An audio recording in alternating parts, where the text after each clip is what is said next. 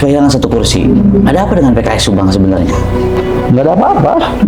Sudah mengukur dong dalam hal ini struktural bagaimana kader-kader terkait bahwa biaya operasional demokrasi kita hari ini memang cukup mahal. Itu fakta ya.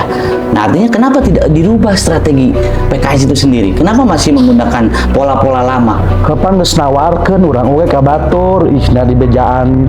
Strategi itu sudah kita lakukan. Lalu Nawarin. kenapa nawarkan ke batur ke orang eksternal? Iya.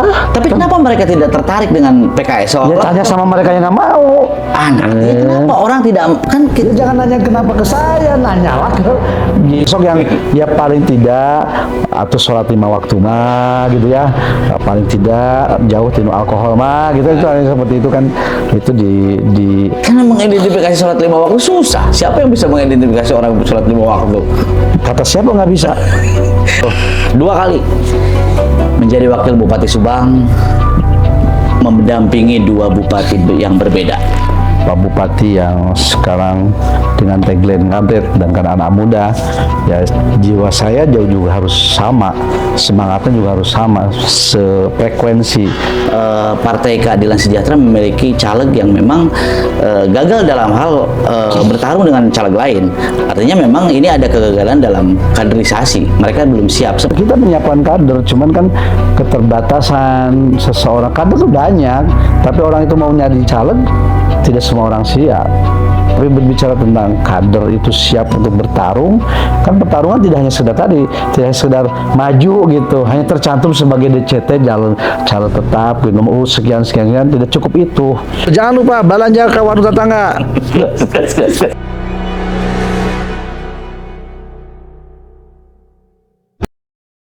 Assalamualaikum warahmatullahi wabarakatuh. Halo everyone, ketemu lagi dengan saya Erawan Erik di hakbicara.com. Bicara no doang, cinta Indonesia dengan cara kita, cara Indonesia. Dan jangan lupa belanja ke warung tetangga.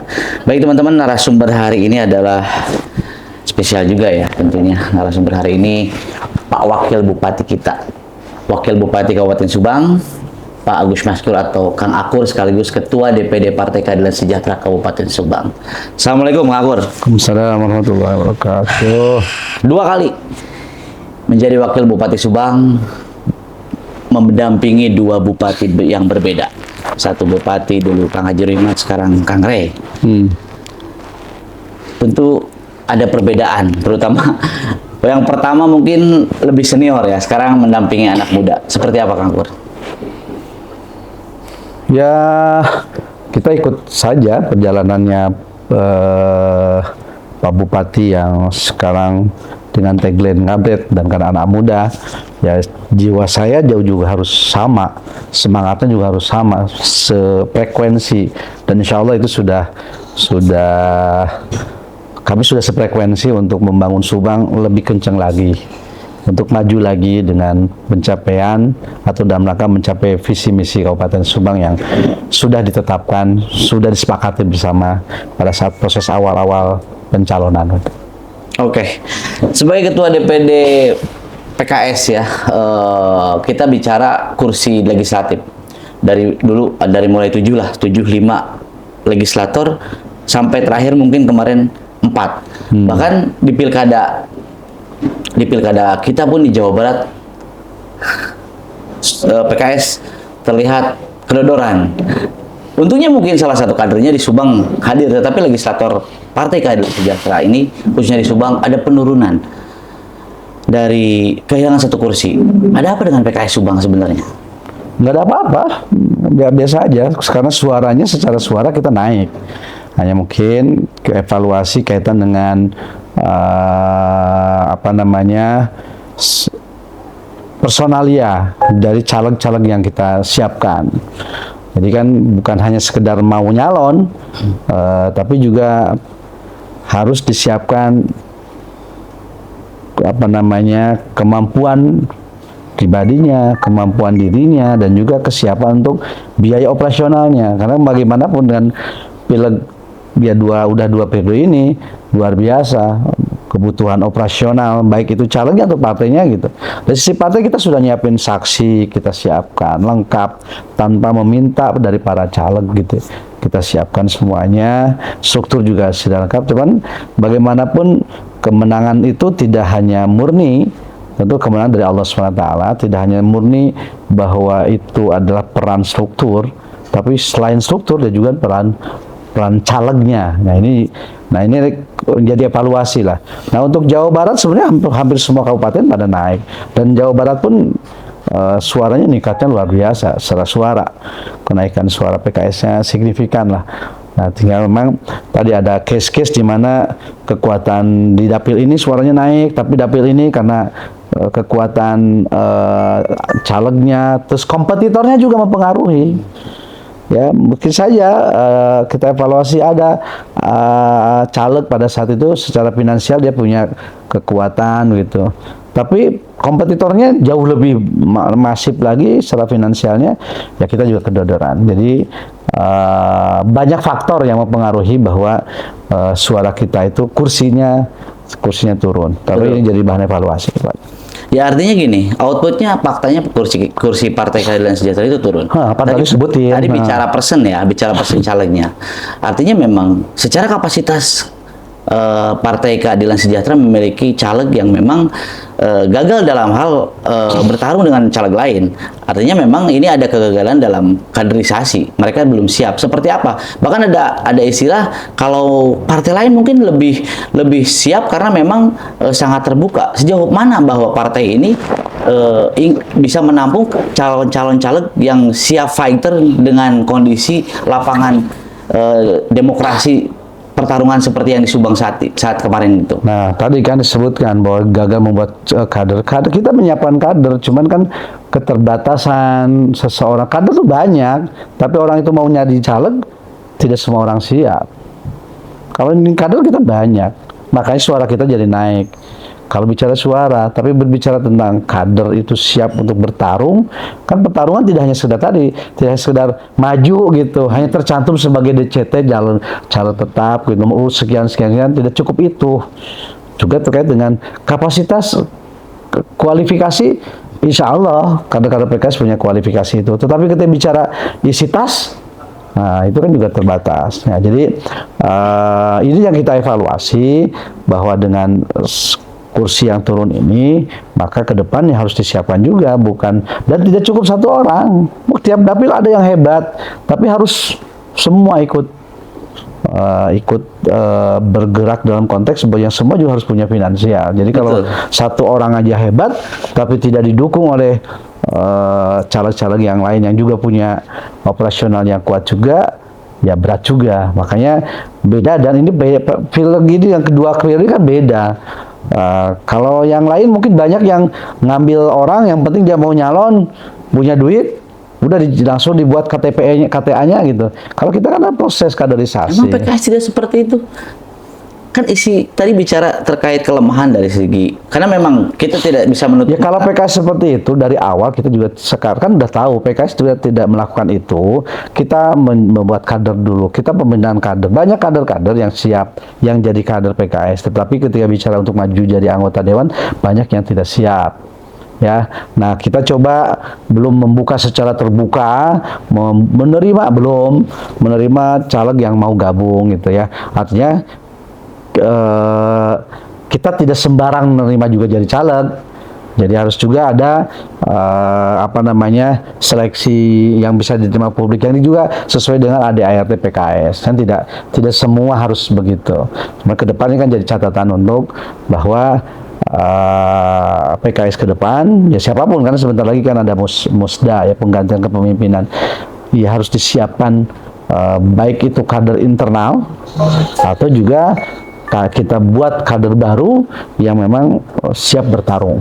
Oke, saya garis bawahi tadi yang tentang isi tas. Artinya memang kalau sudah tahu bahwa posisinya seperti ini, memang kalau kita mengandalkan kader, sudah mengukur dong dalam hal ini struktural, bagaimana kader-kader terkait bahwa biaya operasional demokrasi kita hari ini memang cukup mahal. Itu fakta ya. Nah artinya kenapa tidak dirubah strategi PKS itu sendiri? Kenapa masih menggunakan pola-pola lama? Kapan geus nawarkeun urang oge ka batur, di bejaan. Strategi itu sudah kita lakukan. Lalu nawarin ke batur ke orang eksternal? Iya. Tapi kenapa mereka tidak tertarik dengan PKS? Ya tanya sama mereka yang nggak mau. Nanti kenapa orang tidak kan Ya jangan nanya kenapa ke saya, nanyalah ke gitu. justru itu kalau saya lihat kenapa orang eksternal itu lebih tertarik ke partai yang memang mereka masih menganggap bahwa PKS itu eksklusif gitu, tidak terbuka. Ini bagaimana menyikapi itu, Pak? Jadi gini, jadi jangan ngawancaranya. Kenapa? Saya bilang kita sudah menawarin. Buktinya apa? Ada partai yang lain pindah ke PKS. Ya, kalau dianggap itu, terus tawarin. Anda tahu yang jadi caleg sekarang di Dapil 3 itu kan bukan dari awal pembinaan. Ya, kita tawarin semuanya juga. Tetapi tadi yang masuk ke PKS itu kompetitornya juga ada yang lain. Di Dapil 3 juga sama. Dapil 7 kita juga tawarin juga yang eksternal, yang ada yang masuk.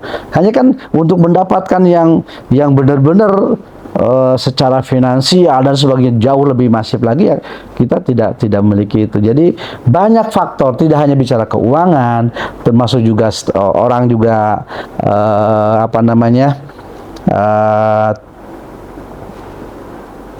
keluarga besar dari caleg-caleg itu kan, itu juga mempengaruhi. Jadi nggak bisa diukur satu. Kenapa nggak nyari yang kayak lah orang namun bisa mah jangan anak konglomerat gitu. Tapi kan faktanya nggak bisa, nggak mudah gitu. Jangan membuat enggak, kita sudah usaha, udah optimal. Bahkan kita tawarkan ke beberapa yang mau pindah partai, hayo gitu. Terus hanya eksklusif gitu. Ini sudah terbuka. Kan ya, jadi yang kita nggak mengatakan eksklusif. Mungkin ada orang yang berpikir kalau ke PKS mah takut apa? Takutnya nanti saya berjuang sendiri karena tempat yang lain mah kandidat yang lainnya kuat. Gitu. Jadi sebenarnya kita sudah ikhtiar ke sana, sudah berusaha untuk membuka diri untuk caleg-caleg yang punya potensi, tidak jauh dari visi misi PKS. Karena kita juga jadi berpartai bukan hanya sekedar mendirikan partai terus jadi anggota dewan, tapi juga ada koridor-koridor yang memang nanti kedepannya jadi satu visi. Nah kalau misalkan nanti kita nawarin dengan terbuka, lantas terpilihlah orang-orang yang memang pada akhirnya tidak sevisi dengan PKS, kan malah jadi nambah masalah juga gitu. Artinya kita menerima semua orang yang siap untuk satu visi dengan PKS. Dan kami pun bukan hanya tadi menerima itu, tidak hanya sekedar pengen jadi caleg, kita juga akan seleksi. Yang jadi caleg itu pertama siap bergerak bersama dengan PKS. Yang kedua, jadi bukan hanya memenangkan dirinya, menangkan PKS juga. Yang kedua, siap juga nanti berkontribusi untuk menangkan PKS. Yang ketiga juga secara kualitas, pemahaman dan juga sikap perilaku itu tidak terlalu jauh dari sosok kader PKS. Itu kan kalau kader PKS Hanif gitu ya. Ya, maksudnya gini, sosok-sosok yang ya paling tidak atau sholat 5 waktu mah gitu ya, paling tidak jauh tinu alkohol mah gitu. Itu seperti itu kan, itu di Karena mengidentifikasi sholat 5 waktu susah. Siapa yang bisa mengidentifikasi orang sholat 5 waktu? Kata siapa nggak bisa? Kata siapa nggak bisa? Persen susah itu. Kata siapa nggak bisa? Kita bisa lihat dari kehidupan sehari sebelumnya. Orang itu sholat apa enggak, sholat subuh apa enggak, kan bisa dilihat. Siap. Kalau puasa yang susah. Puasa yang susah. Kan begitu, di dalam hadisnya juga, puasa itu untukku. Karena siapa yang bisa mengatakan bahwa orang itu berpuasa? Tanya puasa, Rik. Puasa. Saya percaya aja, karena nggak minum itu. Di luar sana, tapi kalau sholat, ketinggali. Ya kan tidak selalu sama Pak. Artinya bukan hanya saya saja, kita bisa tanya tetangganya. Ayo puasa mah tetangganya mau apa lo, dia puasa atau enggak? Emang haruskah? Apa? Haruskah seperti itu? Lah, kita tuh partai rahmatan lil alamin berbicara Islam. Gimana kita mau memajukan Islam ketika hal-hal mendasar itu tidak penuhi? Kalau misalnya hal yang ibaratnya debatable gitu, masih furu'iyah yang sifatnya tadi ngerokok dan sebagainya, kan kita masih. Tetapi kita bicara pondasi sholat atau sholat mah menjadi ulat ukur atuh gitu. Karena bicara tentang bagaimana membicara umat, bicara tentang agama Islam, sisi yang lain orang sholat lain untuk yang agama ditinggalkan, kan salah satunya itu Iya, ya. iya. Banyaklah hal yang jadi. Oke, terakhir. Dah, cukup. Terakhir Pak Ubub. Ya, oke. Pak Ubub hari ini tentu saat ini menjabat sebagai wakil bupati dengan kesibukan bagaimanapun pejabat publik yang melayani masyarakat dan mendampingi Pak Bupati, tentu dengan kesibukannya, tapi juga sebagai ketua partai di Kabupaten Subang. Setelah evaluasi ke belakang, tentu ini akan bagaimana nih membagi waktunya, apalagi kita juga tahu bahwa ada penurunan kursi di Partai Keadilan Sejahtera menjadi 4 kursi. Sementara Pak Wabub sendiri juga bagaimanapun waktunya sudah harus dihibahkan untuk masyarakat umum. Seperti apa nih nanti ke depannya? Dari awal pun saya tidak pernah bermimpi untuk memimpin PKS untuk kedua kalinya. Karena kesibukan menjadi Wabub pada saat itu. Nah, tapi kan ketika saya diberi amanah, karena PKS kan jadi top down lah gitu, meskipun menerima masukan. Jadi menerima masukan baru keputusan di atas, tidak ada Dewan Syuro gitu. Tidak ada musyawarah seperti musyawarah one man one vote gitu ada. Iya. Kalau PKS mah usulan dari kader di bawah, usulin 3 nama atau 4 nama, kirim ke DPP melalui DPW, nanti DPP yang menentukan sini. Jadi kita terima usulan itu. Nah, sekarang bagaimana ke depan? Ya, saya berharap sih tidak terpilih, artinya tidak melanjutkan kepemimpinan saya sebagai ketua PKS. Harus ada yang lain biar saya juga fokus terhadap menjadi wakil bupati begitu ya. Siang lain juga dalam rangka regenerasi. Menurut Pak Wabub ada yang selevel Pak Wabub hari ini di Subang untuk Banyak. Ada Banyak. Untuk ke PKS itu banyak. Hanya belum diberi kesempatan aja, ruang itu kan belum ada, bukan tidak diberi, belum ada ruang itu karena mungkin saya dianggap masih muda kemarin. Kan sekarang mah mungkin udah waktunya ada pergantian. Saya bilang berkali-kali hari ini kita harus menyiapkan regenerasi yang nantinya jangan sampai ada nanti lost generation, ada lost leadership ya, kehilangan masa kepemimpinan di mana estafetanya dari saya ke bawah itu harus smooth karena sudah kita siapkan. Ada beberapa kader yang sudah kita siapkan ya, hanya mungkin nanti juga ke bawah harus terus gitu supaya kalau terus di saya nanti kader ini tuh lama kan usia juga nambah lagi gitu. Jadi ke atasnya agak susah, mentok. Nanti saya juga atasnya juga mentok lagi. Nah, ini kenapa harus disiapkan itu, dan banyak yang sebenarnya sudah kita siapkan juga orang-orang, tinggal nanti DPP melihat pertimbangan politisnya. Kan pasti melihat pertimbangan politis gitu. Saya berharap tetap tidak menjadi ketua DPD di seluruh manapun boleh, tapi mungkin tidak, agar tadi ketua DPD bisa fokus berbicara strategi. Saya juga tetap mengembangkan dari sisi jaringan PKS secara jaringan yang saya bangun melalui jaringan wakil bupati begitu. Oke, terima kasih Pak Wabub, sehat selalu, selamat beraktivitas. Terima kasih teman-teman. Oke, mohon maaf. Terima kasih, episode hari ini selesai dengan Pak Wakil Bupati Subang sekaligus Ketua DPD PKS. Assalamualaikum warahmatullahi wabarakatuh. Waalaikumsalam warahmatullahi wabarakatuh. Jangan lupa belanja ke warung tetangga.